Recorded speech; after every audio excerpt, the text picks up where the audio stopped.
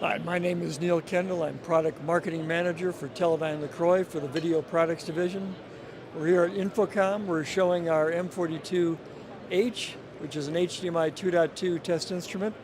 That's right here.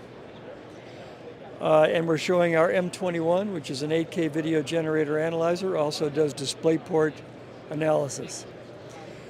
This instrument here is the successor to the M41H, which is a key test instrument for the HDMI ecosystem in that it is the only instrument that runs the entire suite of HDMI protocol tests to support the HDMI logo program. So as an example here, we have a capture. It's an 8K capture in FRL mode, and you're seeing all the elements that appear in a capture.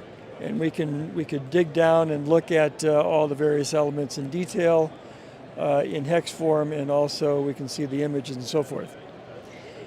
This instrument here is, as I said, the M42H. It is HDMI 2.2. It goes all the way up to 96 gig on the 4 channels, so it's 24 gig each channel. And so we've got a loopback situation here. We just did that capture. And this M21 here, functional tester, does not do compliance. It has generator and analyzer, and you can see right now we're just looping back a signal. I think it's an 8K signal.